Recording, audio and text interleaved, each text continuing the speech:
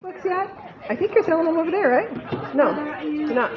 Go on My Shire. Go on My Shire. It's downloadable and it's awesome.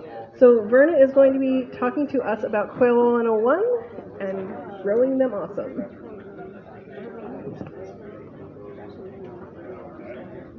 Oh, this is a smaller class area, and I'm feeling better than I did earlier. Okay, when you're thinking about quail, you gotta remember, it takes up the smallest amount of space of any other animal that you're gonna raise on your farm. I personally raise them in my apartment. And what you need for quail, you gotta make a decision, are you gonna buy a breeder stock, or are you gonna start off with eggs? That's one decision that you'll have to make yourself. If you start off with the breeder stock, you're ready to go right then. Now you have to think about what kind of cage system you're gonna use. Are you gonna use Winola Reyes or Dale's quilt? Depends on where you're gonna put them and what style you want. If they're going to be outside, you want Dale's Quail's cages. Ah!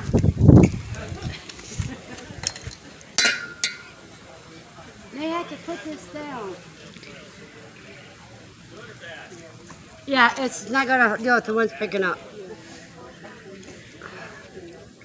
Oh, Amy. They're tied in, but it doesn't stop it. All the steaks come out.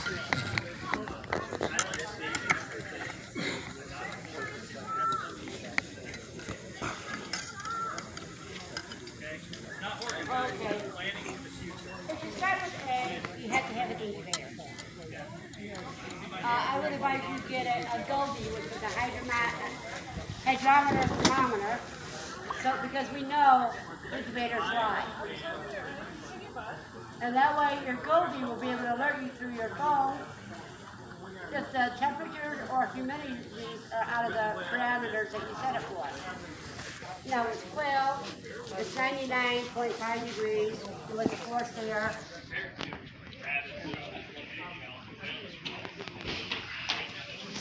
This one came all the way out.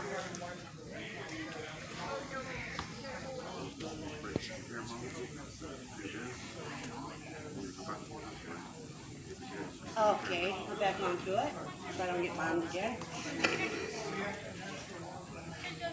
So you got the 99.5 if you got a forced air incubator. The still air, you have to go up to 101.5.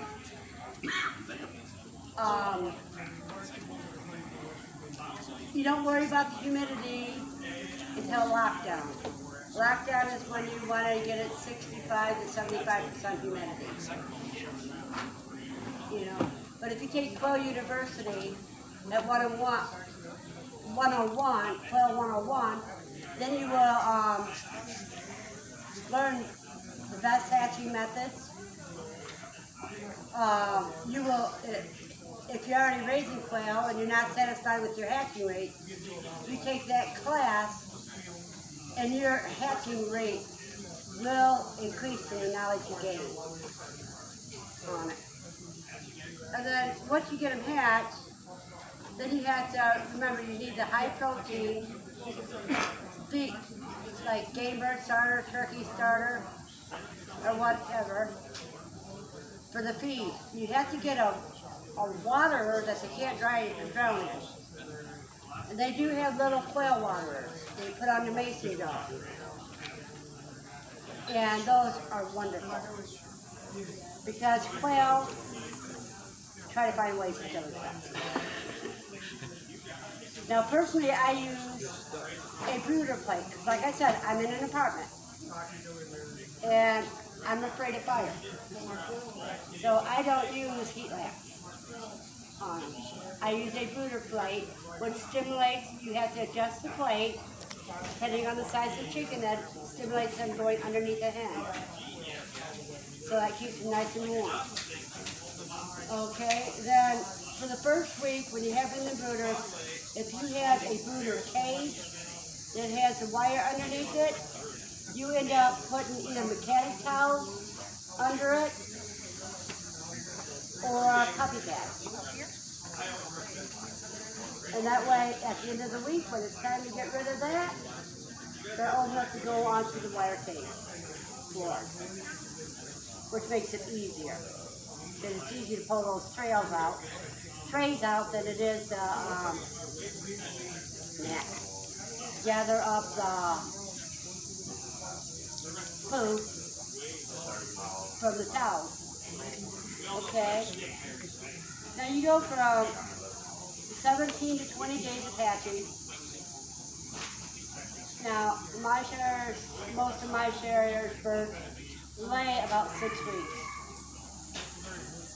You don't worry about it until after 8 to 10 weeks. 8 to 10 weeks, if they ain't starting to lay by then, then you recheck your chicks to make sure they're not all roosters. Because you could get a bad hatch with nothing but roosters, but that's very rare. You usually get pretty close to half and half. Excuse me. Lucy, lay down now. Lucy, down now. That way, if you do go by, anyhow,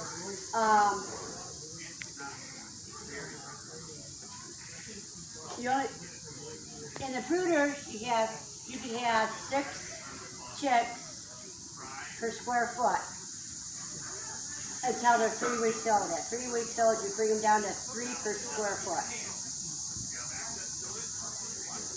You're easy to talk to, that's why I'm focusing on you, and you're paying attention. It's easy. But then, after 3 weeks, depending on where you're going to put the quails to grow out at, if at 3 weeks you put them out, if they're inside. If they're outside, then you want to wait till they're 4 weeks old. It also depends on the time of year too, because you want them to be fully feathered before you put them out in the cold, and then you want to do it gradually. In other words, like you do your plants, when you're trying to harden up your plants, you got plant. So pretty much, they can't go from 70 degrees down to 20 below. You have to gradually get them that way.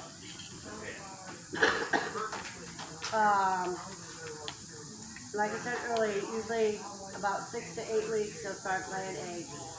The earliest that I see that I had a quail laid at 5 weeks to 2 days.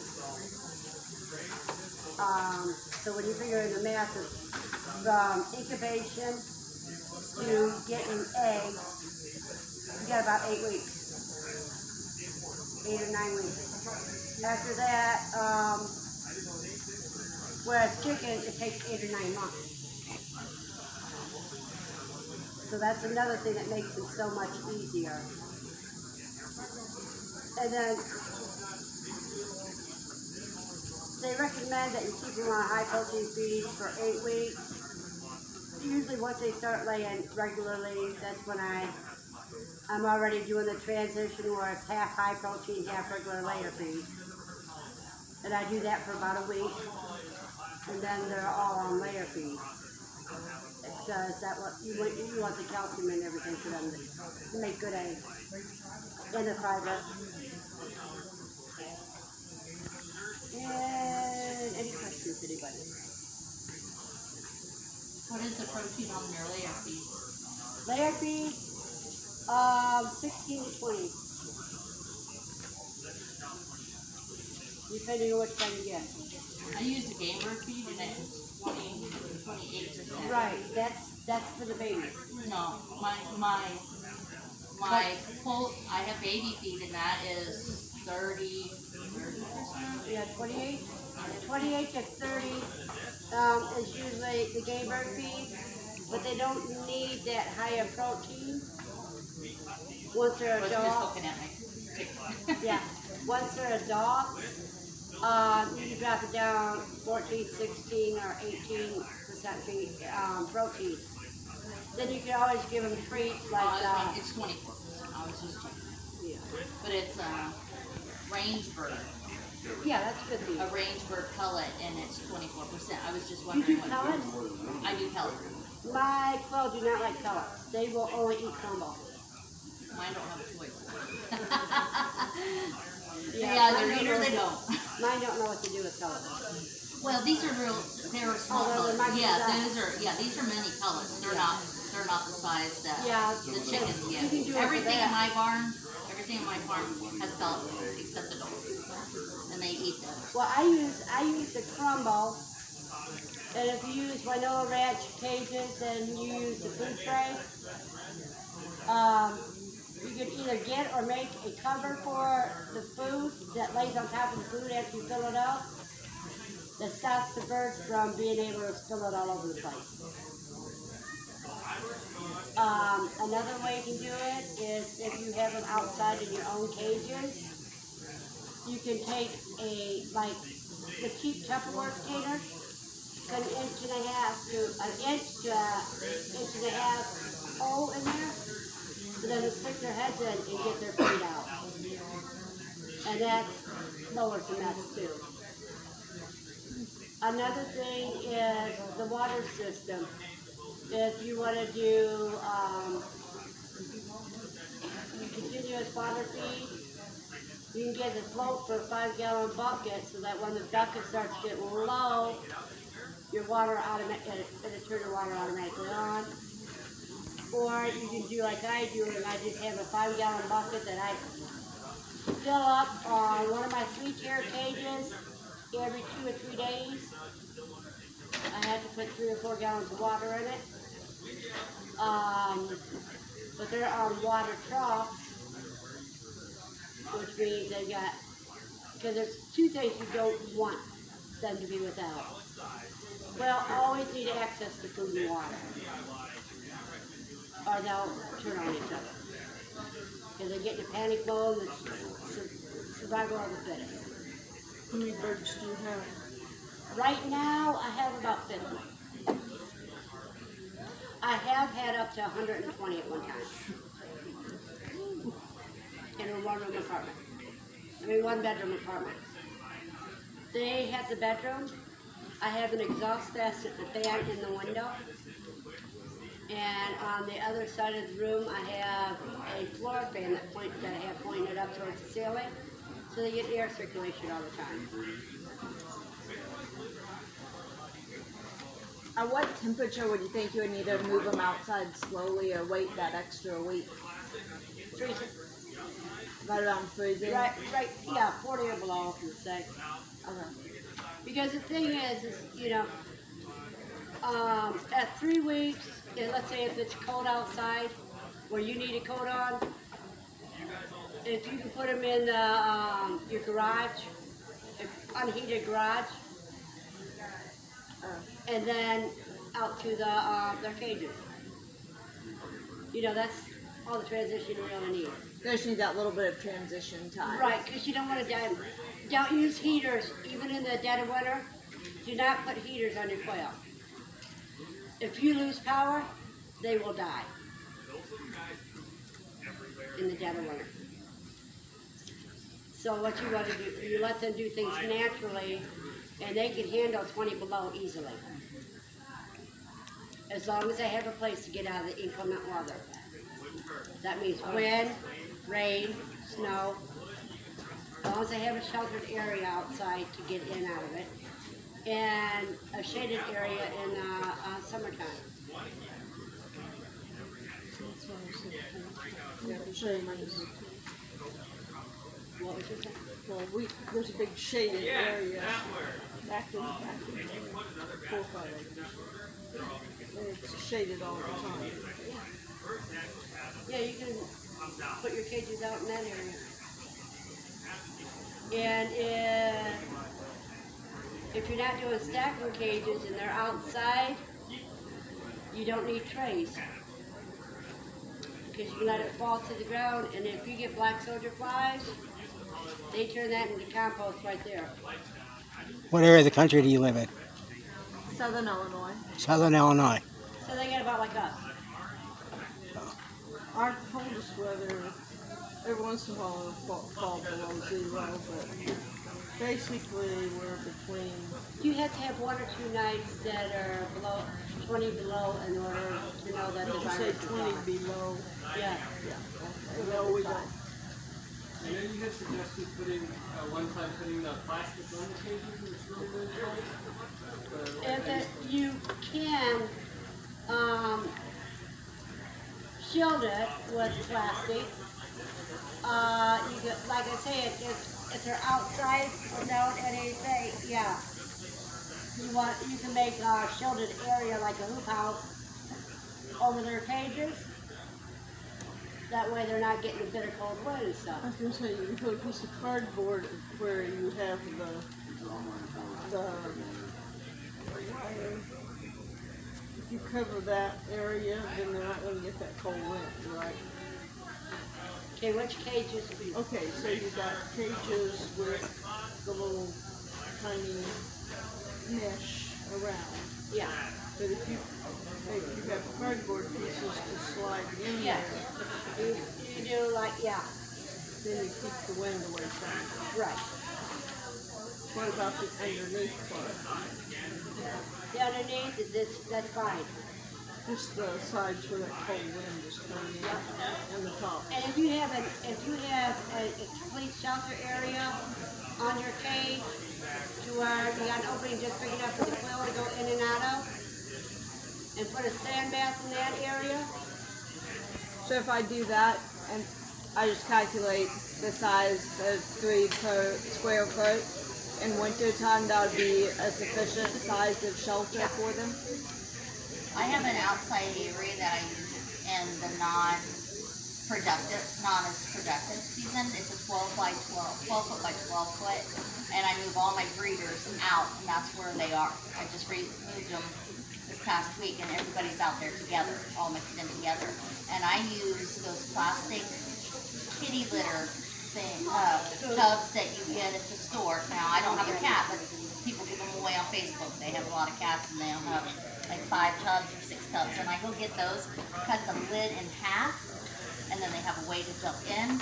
Last year, it got down 20 below zero here in Ohio during that cold snap. yeah. When the whole country froze. My birds were outside and in an open 12 by 12 apiary. Just that was enough. Yeah, We that have- little plastic for the, They kitty have water a thing. box to get into, Right. and they had something to get into. There's there's an opening. It's probably about 6 inches high in the width of the box. So cutting that lid in half, because it has like a flap lid when you pour your cat litter. Yeah. And I cut that lid in half and put that on there, and there's like 8 of them inside there. And they use that even now. They some of them like prefer to sit in it's almost like a nest. Some of them I'm sorry? Are you from this area? I'm just 30 minutes north of here. Yeah. Because we are not as cold as you are Right, right but what I'm saying is mine are outside in colder weather. Yes, they're outside all the time. And when it's when I'm in the season of selling a lot of eggs, I put because I have the This is not gonna celadons, work at all. but I also have Hey. the standard tunic. So my celadons are all in breeder cages, so that I can sell those, and they're pure. So they are all separate from my regular. So the cold won't be a problem at all for it. No. If they're outside, they're adjusting just like any other animal that's outside in the cold weather. They will adjust to the thickness. They're wearing basically a down coat.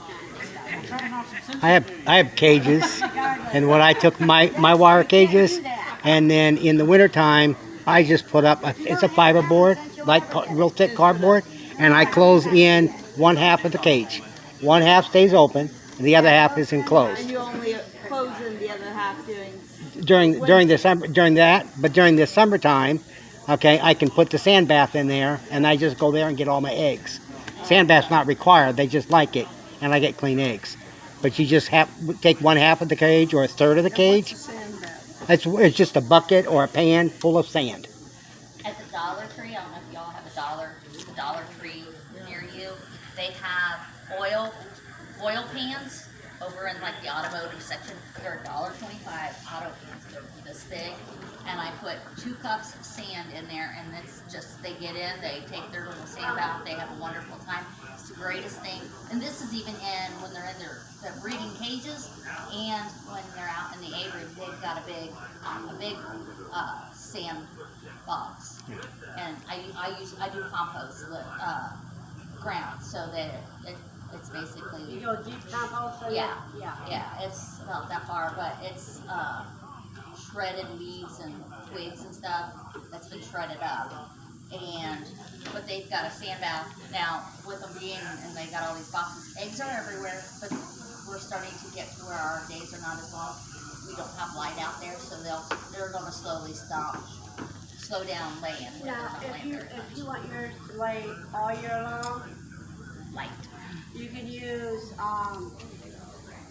you can even get solar Christmas tree lights and put it around your cage. That's all you need. You can just do like the dusk to dawn lights and shine them on the cage. They don't last all night, but they'll last about 4 hours. When it starts getting dark, it'll come on and give them light. Then you're not using electricity because you have them on the back side of your property in the woods, so you don't have to run electricity out there. No electricity there. So if you put the solar lights, I'm not sure what it is. I don't have solar before. But that's if you want them to lay all year. I look forward when they stop laying. No, me, mine lay all year because I got timers on all my lights 24/7. How long do you keep your quail, or do you turn them over? How long do I keep my quail? You mean my breeder sets or my quail? Well, I guess either. Okay. I don't know, I don't pay attention to that. When I get tired, it's like I got a whole bunch of whites that I'm going to process because I want to get another color. I sell breeder sets. So and I get $50 for 4 hens and a rooster. Uh-huh. And what I do is, as they're hatching, when they're starting to get old enough, we sex them and I put them up in the cages. And then somebody, if they contact me and say they're looking to get a breeder set, I just, pull a couple out. And so it's kind of like a constant rotation. But the only thing I've noticed is I have to do color similarities. I can't have a cage with a bunch of solid colors and then put in a white. They'll pick on it. Right. And the same thing, if I've got a cage full of all white wings or tuxedos and I put in a solid, they'll beat it up. So you have to stay, unless you have equal amounts. If you have half of this and half of that, they're fine. But if you've got that oddball in there, they'll beat it up. They always pick out on the strangers.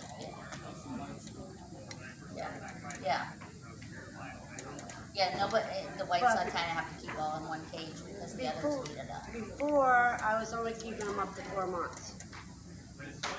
Because then when I hatched out new sets, I got rid of the old ones. And that was because I was doing an experiment, how many generations before you see inbreeding. And how many did you see? For my shires, Well, that's what I got. Whatever, Next. okay. That's what I did it on. It was 20 generations wow. before I got any signs of inbreeding.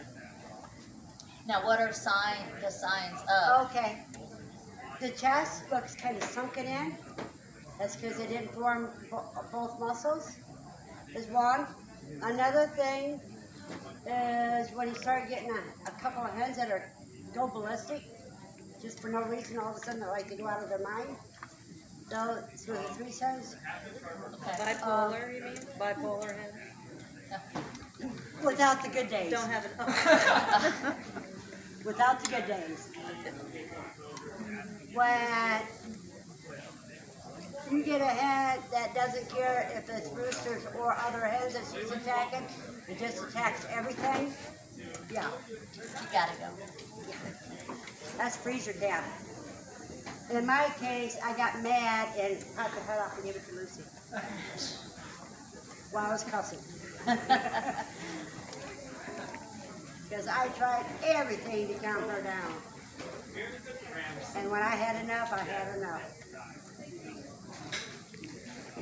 No, but 20 generations. If you keep your birds for your home for 2 years on your production line. That's 12 times longer than I was keeping mine. So that'll take a heck of a long time to get 20 generations. Do you think just getting a few more hens would solve I'm that gonna tell you- inbreeding problem? No, I'm going to tell you what to do. If you have 2 different cages of the same birds and don't hatch their eggs together, let's say you're hatching all the eggs from this set of cages this time, next time you hatch all the eggs from that side of the cages, and you keep your birds straight, then in 2 years, all you have to do is put the males from this side with the females from this side, or vice versa. And that's adding new blood. Or you just come here and buy another rooster and take it home. That's what I plan to do. It's a long drive. Yeah, Oh. it just depends on what you're doing. Yep. It all depends if you want to keep your line, or if you want to go for the new colors come out. You know, but if you want to be a self-sufficient, where you only when you want to increase your lines, in other words, add more colors, then you buy from Zach. But that way, that keeps you from inbreeding your own birds.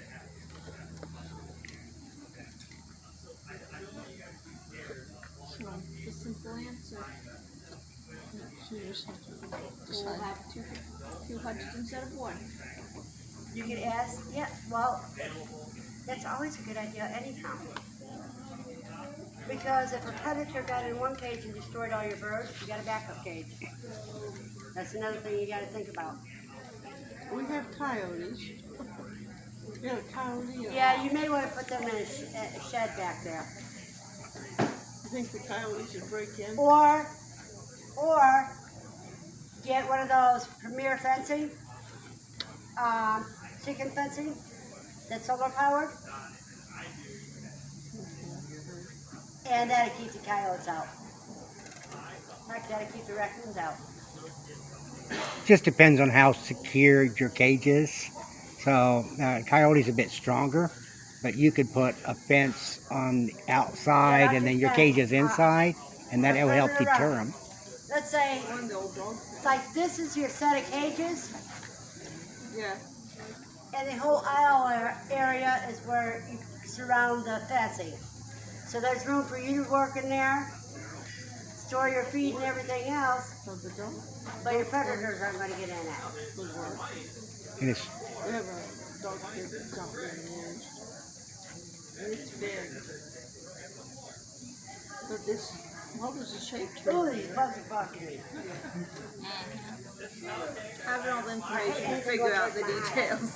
Yeah, but I don't think that will work because that's too close to for the odor. And that's not really the odor comes from the poop. Yeah. It gets wet. So if you don't have a natural predator like black soldier pie, like I do, I'm down in Mississippi, so they come every year and they eat the poop, and I just put it in the garden. So you just rake it out every couple of days, and then the smell is not an issue for you. So what do you add to it? They're flies. They're black soldier flies. They're not like these little Oh, I pesky know ones. about those black flies. I don't like them. Okay, the black soldier flies. So what they do is they don't pester like people, and then they'll lay eggs, and then their larvae eats the poop and digest it, and then I don't have any stink, and then I just take that and I go plant it in the garden when they're done with it. So it doesn't freeze in the wintertime. But if you just raked it out, if you let it go down to the ground and you just raked it out every couple of days, then odor is not really an issue. It stinks here because they're all locked inside, and and those cages are constantly there. You get them out in the open, and it's not that bad. And you just go out there and rake the poop area like every 2 or 3 times a week at the most, and you get rid of it. If the poop is wet, it stinks. If it's dry, it doesn't stink. So if I had that stapled in real good on the side Heater, it's a of the cage? Do you think the predators would get in the cage if it was lifted around? I've got dogs, cats, and coyotes. I've never seen a coyote on my property, but I live in an area like there's woods on all sides of us, but there's a house like one road with houses on both sides of the street. Everything else is woods, and and state-run, state-run conservation area. So dogs and cats, Okay, and I'm they done. never once. I'm done. No, you're not.